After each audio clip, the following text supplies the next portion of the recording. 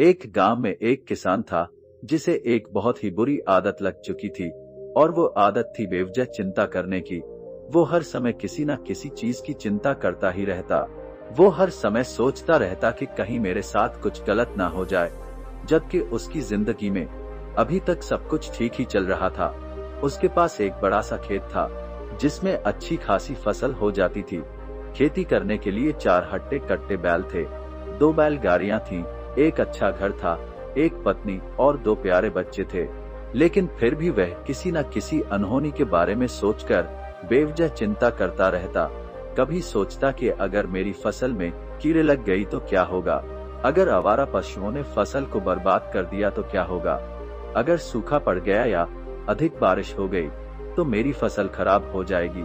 ऐसे ही वह भविष्य की अन्य बातों के बारे में सोचकर बेवजह चिंता में डूबा रहता, जैसे कि कहीं खेती के समय मेरे बैल बीमार ना पड़ जाए, मेरे बच्चों का भविष्य कैसा होगा, कई बुढ़ापे में मुझे कोई बड़ी बीमारी ना हो जाए, मेरे बच्चे बुढ़ापे में मेरा ख्याल रखेंगे भी या नहीं, वगैरह वगैरह। अपनी इस लगातार बेमतलब चिंता करने की आदत की वजह से वो आसान और परेशान सा रहने लगा था। उसका स्वभाव चिड़चिड़ा सा हो गया था और अब उसका किसी भी काम में मन भी नहीं लगता था। उसकी पत्नी ने भी इस बात को अनुभव किया कि उसे बिना मतलब चिंता करने की आदत पड़ चुकी है। उसने उसे कई बार समझाने की कोशिश भी की कि तुम बेवजह चिंता करना छोड़ दो, लेकिन उसके समझाने का कोई मतलब नहीं निकला। तो फिर एक दिन वो उसे लेकर एक बौद्ध भिक्षु के आश्रम में पहुंची। बौद्ध भिक्षु बहुत ही बुद्धिमान और ध्यानी व्यक्ति थे। वह लोगों की समस्याओं का समाधान करने के लिए प्रसिद्ध थे। किसान और उसकी पत्नी ने अपनी सारी समस्या बौद्ध भिक्षु के समक्ष रख दी। किसान ने कहा, महात्मा, मैं हर समय किसी न किसी बात की चिंता करता रहता हूँ। मैं ज्यादातर उन बुरी चीजों के बारे में सोचकर चिंतित होता रहता हूँ जो अभी तक मेरे साथ हुई भी नहीं। किसान की समस्या को पूरे ध्यान से सुनने के बाद बौद्ध भिक्षु ने कहा, ठीक है, तुम दोनों कल सुबह आना और फिर मैं तुम्हें तुम्हारी समस्या का समाधान बता दूंगा। अगली सुबह जब किसान और उसकी पत्नी बौद्ध भिक्षु के आश्रम में पहुंचते हैं तो देखते हैं कि बौद्ध भिक्षु बहुत ही चिंतित अवस्था में जमीन पर पालथी मारकर बैठे हुए हैं और उनके सामने एक दूध से भरा गिलास रखा हुआ है। बौद्ध भिक्षु बार बार उस दूध की गिलास की तरफ देखते हैं और फिर कभी अपना हाथ अपने सर पर रखते तो कभी जमीन पर मारते। वह बहुत ही चिंतित और बेचैन दिखाई पड़ रहे थे। भिक्षु को इस तरह परेशान देख किसान ने उनसे पूछा, महात्मन, क्या बात है, आप इतने परेशान क्यों हैं? बौद्ध भिक्षु ने बहुत ही बेचैनी भरे शब्दों में कहा, मैं इस गिलास के दूध को लेकर बहुत चिंतित हूँ। मुझे चिंता हो रही है कि कहीं बिल्ली इस दूध को गिरा ना दे, कहीं ये दूध खराब ना हो जाए या फिर आश्रम का कोई जीव इसे पी ना जाए। मैं इसी बात को लेकर सुबह से बहुत परेशान हूँ। बौद्ध भिक्षु के मुंह से ऐसी बातें सुनकर किसान और उसकी पत्नी जोर जोर से हंसने लगे। किसान ने हंसते हुए कहा, महात्मा, इसमें इतनी चिंता करने वाली कौन सी बात है? ये दूध ही तो है। अगर इसे बिल्ली ने गिरा दिया या ये खराब हो गया या फिर किसी ने इसे पी लिया तो क्या हो गया? ये आपको दोबारा मिल जाएगा और वैसे भी आपका चिंता करना व्यर्थ ही है, क्योंकि ना तो अभी इसे बिल्ली ने गिराया है, ना ही ये खराब हुआ है और ना ही अभी इसे किसी ने पिया है, और हो सकता है कि भविष्य में ऐसा हो भी ना। किसान के मुंह से ये बातें सुनकर बौद्ध भिक्षु मुस्कुराए और बोले, मैं भी तो तुम्हें ही यही समझाने का प्रयास कर रहा हूँ कि भविष्य की उन घटनाओं की चिंता करना व्यर्थ है जो अभी हमारे साथ हुई ही नहीं और बहुत बड़ी संभावना है कि वो कभी होंगी भी नहीं, और अगर हो भी गई तो जिस चीज को तुम एक बार हासिल कर सकते हो उसे तुम दोबारा भी हासिल कर सकते हो, और अगर नहीं भी कर पाए तो कोई बात नहीं, क्योंकि समस्याओं के आने के साथ ही उन समस्याओं का सामना करने की हिम्मत भी अपने आप ही आ जाती है।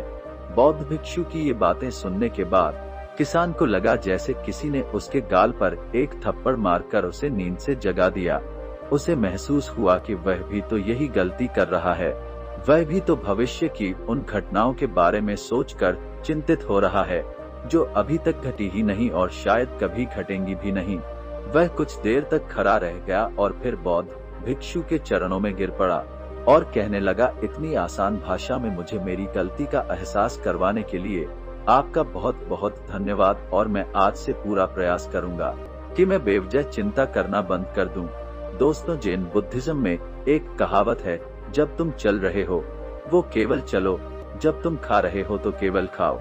इस लोकप्रिय जन कहावत ने कुछ महीने पहले मुझे पहली नजर में ही इसके अर्थ के बारे में हैरान कर दिया था और सच कहूं तो मुझे ऐसा लगता है कि इस जन कहावत के अर्थ में ही वह राज छुपा है जिसे अगर किसी ने अच्छे से समझ लिया और अपने जीवन में उतार लिया तो वह चिंता के बंधन से हमेशा हमेशा के लिए मुक्त हो जाएगा। इस जन कहावत के अर्थ के बारे में हम आगे बात करेंगे, लेकिन उससे पहले देखते हैं कि हमारे दिमाग में किस तरह के विचार ज्यादा चल रहे होते हैं। अगर हम कुछ समय के लिए अपने विचारों पर ध्यान दें तो हम पाएंगे कि किसी भी काम को करने के बाद हमारे दिमाग में ज्यादातर समय ये 4 विचार ही बार बार चलते रहते हैं। पहला, क्या मैंने ये सही से किया? दूसरा, क्या मैं इसे और बेहतर कर सकता था? तीसरा, इसका परिणाम क्या होगा? और चौथा, लोग मेरे और मेरे काम के बारे में क्या सोच रहे होंगे? ये ऐसे कुछ विचार है जो हमारे दिमाग के सिस्टम में ज्यादातर समय चलते रहते हैं, लेकिन हमें पता नहीं चलता क्योंकि हमने इन विचारों के साथ जीना सीख लिया है।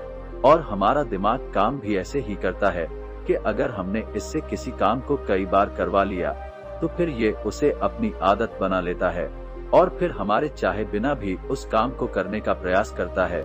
शुरुआत में तो हम किसी भी काम को अपनी इच्छा से पूरे होशोहवास में करते हैं, लेकिन बाद में वह हमारी आदत बन जाती है और फिर हम बस बेहोशी की हालत में बिना सोचे समझे उस काम को किए चले जाते हैं।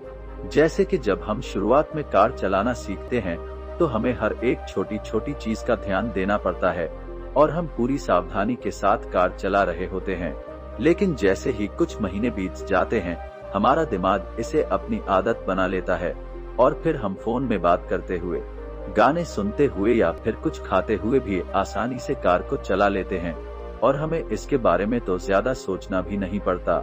हमारे हाथ और पैर अपने आप ही गियर और ब्रेक्स की तरफ चले जाते हैं क्योंकि अब हम कार को सबकॉन्शियसली चला रहे होते हैं, यानी कि एक तरह से बेहोशी की हालत में हमें पता नहीं होता और काम हो रहा होता है। ठीक यही हमारी चिंता करने की आदत के साथ भी होता है। जब एक बच्चा छोटा होता है तब उसे पता नहीं होता कि चिंता क्या है, लेकिन जैसे ही वो थोड़ा बड़ा होता है माँ पापा कहना शुरू कर देते हैं, बेटे आपको होमवर्क करना है, आपको उसकी चिंता नहीं हो रही, आपके एग्जाम आने वाले हैं, आपको उसकी चिंता करनी चाहिए। और ऐसे ही ना जाने कितनी सारी चीजों के लिए बच्चों के आसपास के लोग उसे चिंता करने के लिए कहते हैं और वो छोटा बच्चा इस बात को मान लेता है कि अच्छा, किसी भी काम को करने के लिए हमें उसकी चिंता करनी पड़ती है और फिर वो भी किसी काम या घटना के बारे में बार बार सोचने लगता है।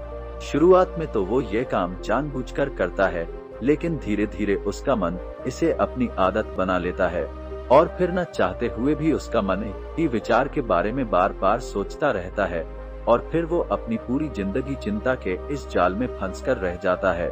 लेकिन अब प्रश्न ये उठता है कि इसका समाधान क्या है? तो इसका समाधान है ऊपर बताई गई जिन कहावत का अर्थ यानी जागरूकता। हमें अपने विचारों के प्रति जागरूक होना पड़ेगा। हमें थोड़ी देर रुककर इस बात पर ध्यान देना होगा कि कहीं हम न चाहते हुए भी एक ही घटना के बारे में तो बार बार नहीं सोच रहे हैं। हमें पूरी जागरूकता के साथ ये देखने का प्रयास करना होगा कि पूरे दिन हमारे अंदर किस तरह के विचार उठते रहते हैं। अब आप पूछ सकते हैं कि केवल जागरूकता क्या करेगी? मैं कहता हूँ ये काफी है।